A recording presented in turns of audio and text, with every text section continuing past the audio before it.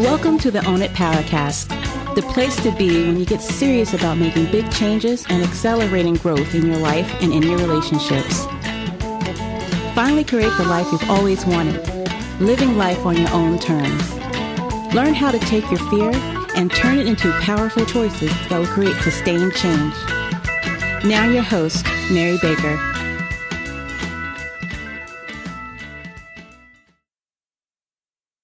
Hey everyone, welcome back to the Own It Powercast, the place to come to get what you need to move yourself forward. Hey, it's Mary Baker and welcome to episode 211 from the Vault, episode 103, Crazy-Makin Manipulation, Passive-Aggressive Behaviors, What is Toxic and Why? Well, welcome to a new month where we're going to continue to look back at some of your favorite episodes, and I think some very important topics to talk about and to continue talking about. Today, we're going to be looking at one of the more destructive behaviors in relationships, I think, manipulation. It's one of the worst things out there and why I try to talk about it often on the show. Because I've seen what it can do to relationships and to the well-being and self-esteem of the receiver. So let's get into episode 103 and take a look at why it's so toxic and how you can take care of yourself. Crazy-Makin Manipulation, Passive-Aggressive Behaviors, What is Toxic and Why? Okay, so as you know, all month, we're going to be looking at what makes a relationship relatively healthy and stable versus toxic and everything in between, and how to assess the ones you're in as you follow along. Each week, we're going to look at different aspects to this, because I think each one is so important. You know, one of the big pieces we mentioned last week is crazy-making manipulation and other passive-aggressive behaviors that I think are toxic. They're very unhealthy and can have really big impacts on the relationship, not to mention your own mental health. You know, working with clients, I deal with this probably more than any other relationship issue. And that makes sense because usually the situation just keeps getting worse and the two people can't figure it out by themselves, and so someone comes in for help. They're thinking if they just worked on their communication, made more time for one another, if they didn't have so much stress going on, all that stuff. If my client could just rein in their anger, everything would be fine. Or maybe if they could just stop being anxious all the time. So one of the biggest overarching things I want you to know and remember about passive-aggressive behavior is it can be so insidious and invisible that you won't see it, probably not at first and probably not for a while, because it's not as overt and direct and obvious and in your face as aggressive, overtly controlling behavior is. We can see that. You can't miss it when someone's barraging you with a million questions, yelling at you, trying to push you around physically. Those things are obvious, and we know about those controlling relationships. But today I want you to focus more on the more subtle, the behaviors in relationships where you feel queasy and uneasy and probably angry and you're not sure why. That's what I'm talking about. Because there's usually a very profound why behind all that. Some of the big consequences of dealing with passive-aggressive behavior over time, like chronically in a relationship, is you lose your self-trust. And what I mean by that is you stop trusting what you know just happened, what your thoughts are, what you're really feeling about something, what you really need, and on and on. When you have passive-aggressive behavior in a relationship, depending on how bad it is and how prevalent it is, it's really going to be hard to have good connection. You know, there might be infatuation, there might be enmeshment, but I'm talking about good, healthy connection because you can't connect if you're not vulnerable. And remember, all controlling behavior is fear-driven. It's the opposite of vulnerability. It's about manipulating you and manipulating an outcome. Even people-pleasing, guys, is manipulation. You're trying to manage the impression that someone has of you. You can't connect with the truth. So problems really can't be solved, and healing past hurts and behaviors can't happen. You can't grow and be yourself. oftentimes in these relationships because growth is seen as a threat, especially if you're starting to work on healthy boundaries. And I think these behaviors in a relationship can be a huge cause of your anxiety and possibly panic attacks and physical ailments. Over time, they can cause extreme stress and even depressive episodes. So something to really take a look at. This is serious business. I have worked with people for years who come in with all of these symptoms, and you sit there long enough and you find out a lot of times there's toxicity around them. And then I see what happens when they get away from that toxicity, and symptoms all of a sudden start disappearing. So we really need like 7 episodes to really dive deep here. But today, at least, I want to go over some of the more commonplace manipulative and passive-aggressive behaviors. Now, again, I see all of them as manipulative because it's all about controlling the outcome. But some of them are a lot more vicious and destructive than others. They're all about controlling the outcome because I'm trying to get you to think, feel, or do something. Or I'm trying to avoid responsibility and the truth. And again, avoiding vulnerability at all costs. Because being vulnerable means taking risks, saying no and holding the line, no matter what happens, asking directly for what we need, sharing our fears and our self-doubts, sharing our shame. It means taking responsibility, which sounds obvious, but can be very hard to do.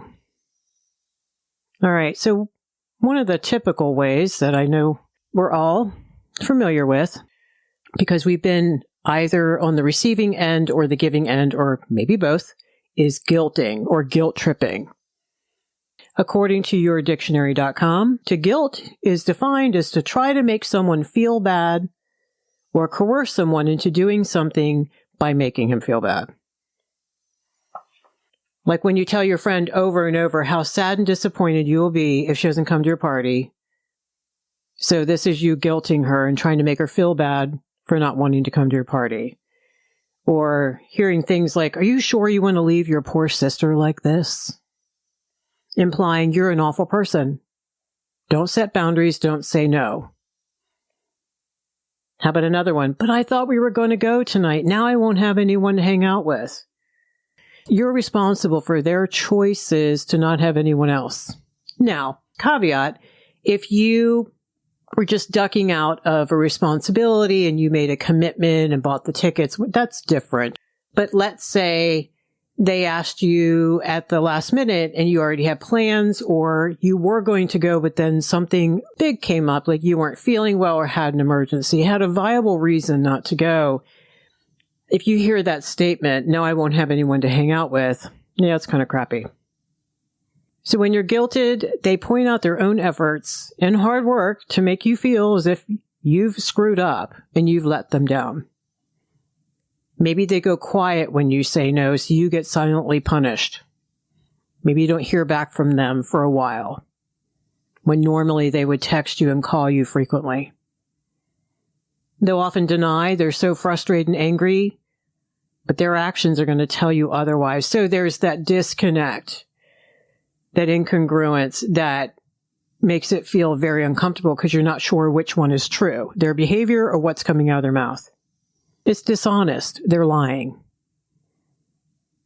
When people use guilt to manipulate, they show very little interest in doing anything to take responsibility, to take care of themselves. They play the victim role very, very well. In fact, I hear it all the time where clients will say, "Mary, if I don't do that, I'm just going to hear about it for weeks and it's not worth it." And the guilter knows that. Do you think they don't know that? Somewhere deep down they do. You'll see a lot of acting out, like big sigh, like, "Okay, fine," crossing their arms, slamming things around, stomping away, being very curt and short with you. They're punishing you emotionally for saying no and not giving in to what they want. And then they'll try to make you feel bad by saying, "What about all the stuff I do for you? Don't you even appreciate that? Look how many times I went out of the way for you." Then the ultimate manipulation is, "But I thought you loved me. How can you do this?" That's abusive. As if to say, we can't love people and say no to them, right? As if to say, we can't love people and still say, I'm sorry, that doesn't work for me. I can't go tonight. So do you see the blurred boundaries here between where you end and they begin? I can't believe you can't come out for Christmas after all we've done for you. It's awful.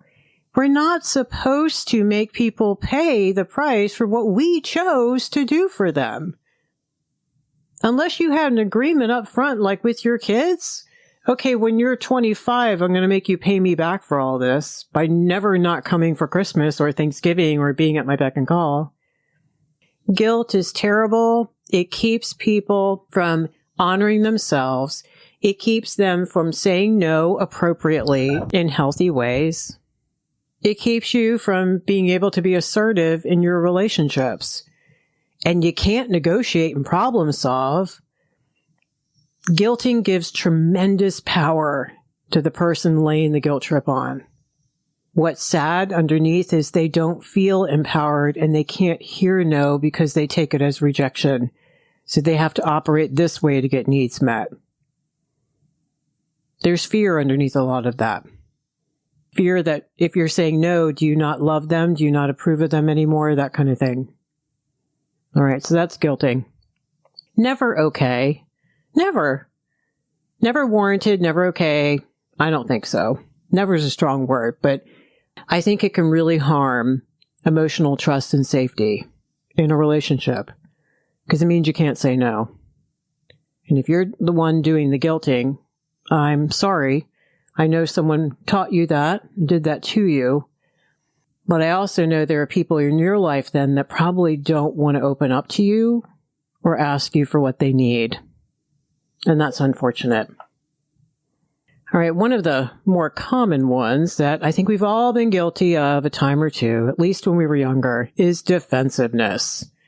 Reacting when confronted, when someone's upset with us, when we are called out, when someone says no to us, when someone tells us how we hurt them. And it is a way to protect yourself from being hurt, a way to protect yourself from being shamed and ridiculed and rejected. Unfortunately, it becomes a habit, a very compulsive reaction. And I think it shuts down the dialogue because unless they can hear you, unless they can get it and try to understand where you're coming from and own it, own that behavior, we can't problem solve. Nothing gets resolved or healed. In fact, it just pushes people further apart, and both people at this point are just in attack-defend mode. And these same issues are going to keep popping up, and they'll never get resolved until the right owners take responsibility for their part and parts of the problem. The thing with defensiveness is it's really shame-based, and the big fear is being found out. The big fear is being found out that maybe they aren't perfect, right? That they screwed up, they let you down. And this fear of not being good enough, in other words, it's different from guilt, like, I feel bad about what I did, but I know I'm a good person.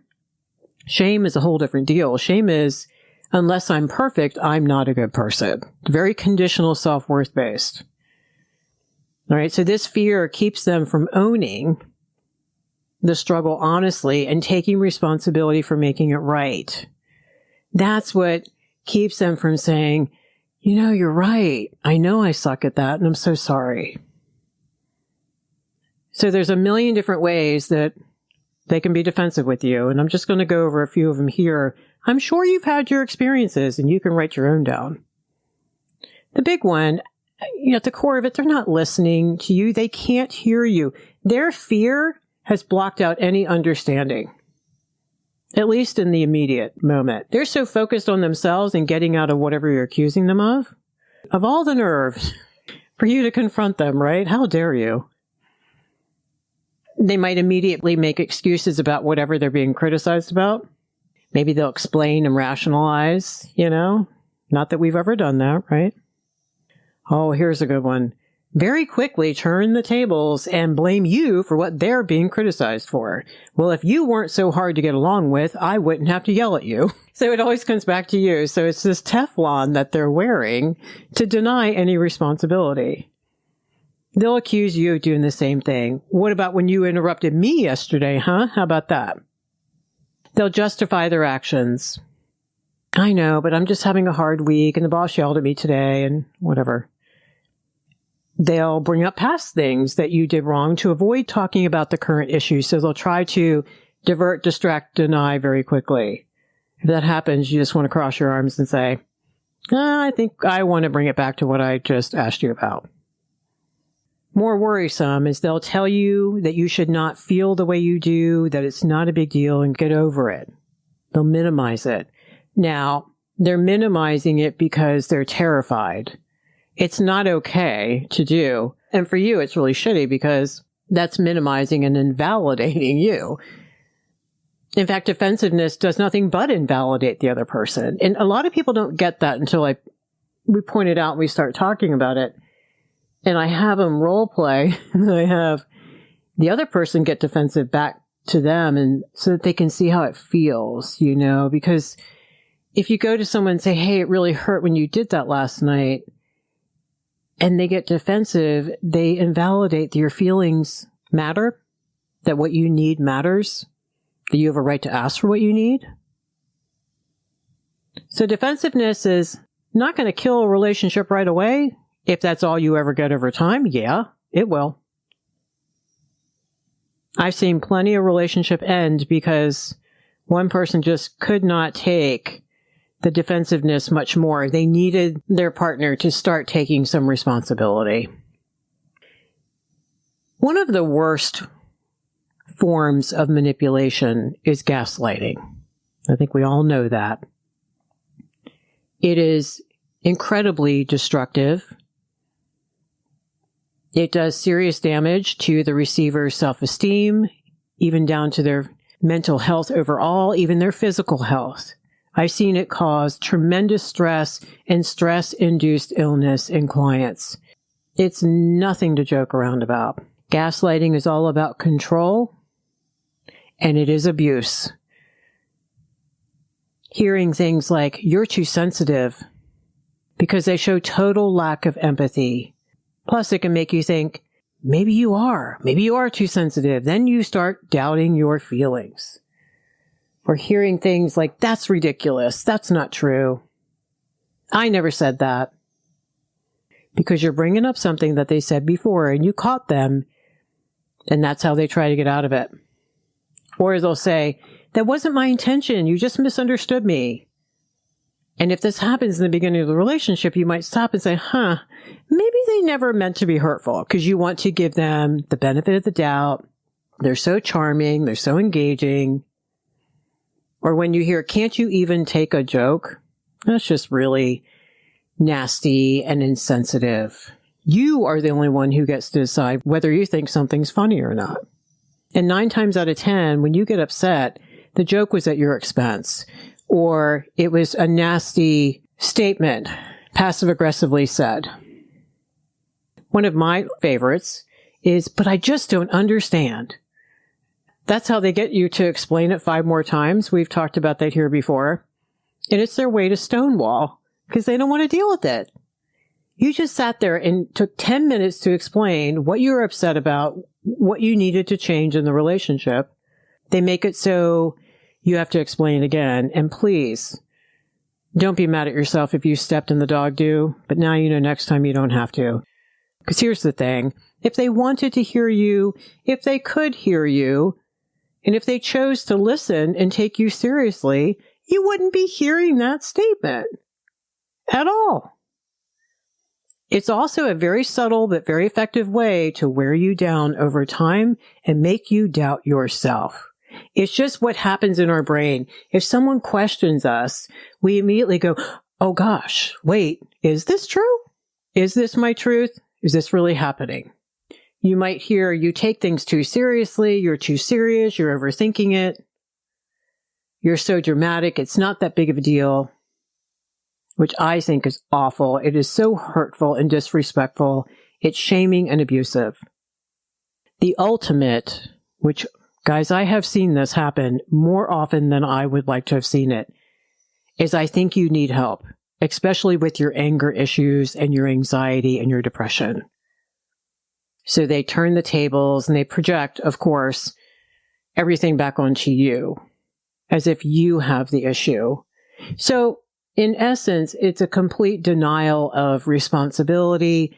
There's a true lack of empathy. You have to wonder how much of a conscience that these people are tapped into, because this stuff is so damaging and it's not okay to allow it in your relationship. All of these things we just talked about today, the defensiveness, the gaslighting, the guilting, are all forms of emotional manipulation. Now, defensiveness and passive behavior are very changeable.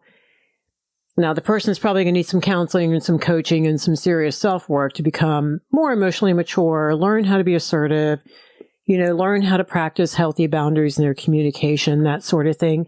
And that can happen over time with accountability. But when you don't have emotional honesty, you have no emotional safety. You can't have a healthy relationship with these behaviors, I think. You can't just let them go on, is my point. And gaslighting is so toxic. And I think it can be very dangerous because it points to some pathology in my mind and serious control issues.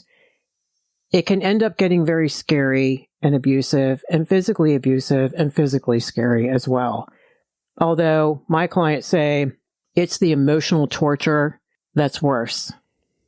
I seriously don't think things can get better in a relationship without personal responsibility and emotional safety. For the most part, we're not talking perfect here. One of you can get defensive tonight, but then walk back in and say, I'm so sorry. I didn't want you mad at me. I felt really bad. I let you down. And now we can talk about it because now it's vulnerable and it's real and it's genuine. So if you're in a relationship and you have to deal with some of these behaviors, sometimes it's family members, so it's not like they're going anywhere. How do you stay sane? More importantly, if you're in a partnership where you're so beaten down and so anxious and depressed and your self-esteem is so battered, you're going to need to do these things anyway for a while before you even have the strength to set big boundaries. But the first one is to stand in your truth, hold on to your truth, write it down, speak it, surround yourself with people who get it, who get the manipulative behavior on the other end. That is very key. There are even some counselors and coaches who don't understand manipulation, and they're not going to be able to help you. In fact, it may be detrimental if you go to a couples counselor or a relationship coach with people who don't get manipulation, because they're going to try to treat it differently, is my point. So surround yourself with people who get it and will remind you of the crazy. Yes, it's crazy and you're not crazy. Okay. And you're going to have to do this early and often. And yes, you're going to be sick of telling them. And yes, they're going to be sick of hearing it, but you got to do it. Your brain needs to hear the truth over and over and over again. It has been brainwashed by this point, guys. Another way to stay sane is stay focused on honoring your own thoughts and your own feelings, practicing detachment, write them down, journal, keep sharing them with people who can hear you. Go sit with a counselor or a relationship coach or an empowerment coach who can help you work on getting your own strength back. One of the biggest things, which is a little controversial, but something that I recommend and something I've noticed makes a big difference, is you got to limit your exposure to the crazy in whatever ways you can figure out how to do that. You don't call mom as much this week. You find other things to do outside the home. You find other people to connect with who are healthier. You find reasons to get out of the house. You listen to podcasts. You go for a walk. You go talk on the phone. I don't care what you do. But limit your exposure, because your subconscious, like we've talked about before, believes what it is told if it's told it consistently enough over time. And so if you've heard all this crap about you for a long time from this relationship, and all the crazy making happened, you got to undo that by limiting your exposure to that and consciously re-exposing yourself to healthier. Again, live people are the best because you can ask questions. Are you sure? Do you think I'm being ridiculous? Things like that. And they can tell you no, and this is why. This is what's happening here. What you asked for was valid and all that stuff.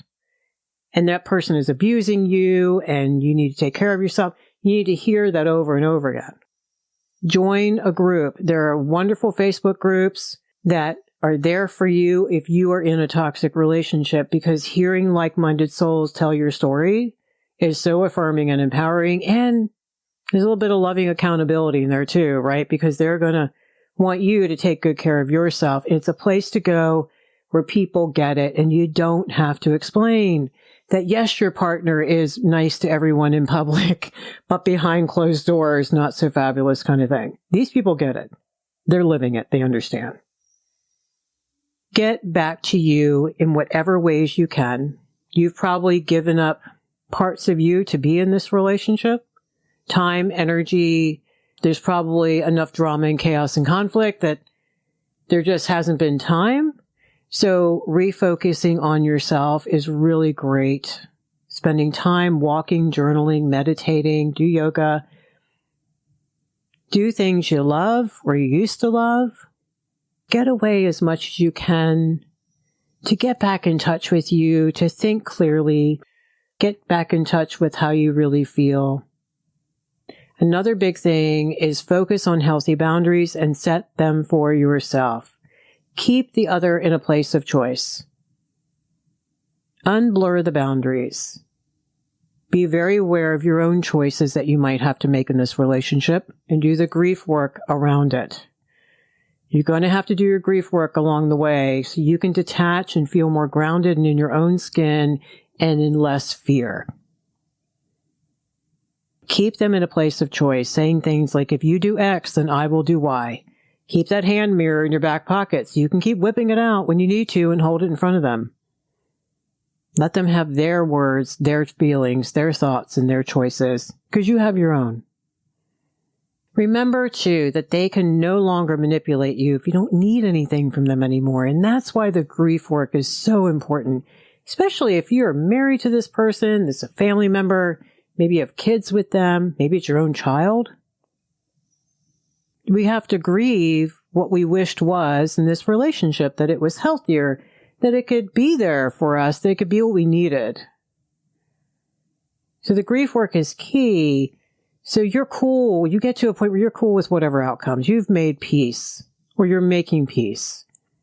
So today we talked about how destructive, passive-aggressive, manipulative, and toxic behavior can affect our relationships.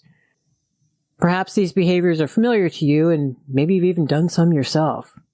Please, if you find yourself being on the receiving end of some of the serious gaslighting, I encourage you strongly to get help and give some serious thought to how safe that relationship is. Okay, so what did you take away from that? Did you recognize any behaviors in those around you? Or maybe even some you've been guilty of in the past? If you think you might be a victim of gaslighting and or more serious acting out in a relationship, please reach out and get some support around that. Because that won't get better on its own, I promise you. In fact, it usually gets worse, and the toll that it takes on you and the collateral damage just deepens. That's also why on the Wednesday Night Live on Facebook this week, I'll be talking about emotional dishonesty in communication, having an agenda, which is what manipulation is all about, trying to create an outcome, control an outcome, avoid an outcome. It is dishonest and destructive. And yet some people do it out of fear. So join us Wednesday night. All you got to do is hit the link for the private group in the show notes, and then you can jump right in. All right.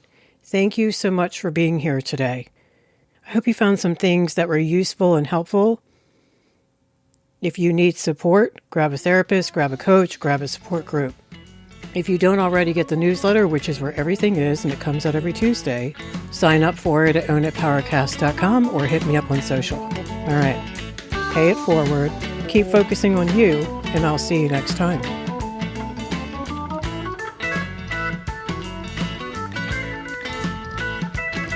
We hope you took away some useful insights and tools you could begin using right away. If you did, please leave a positive review and share on your social media. Because could you imagine if everyone in your life really got it together? Remember, own it now, so you can really own it later.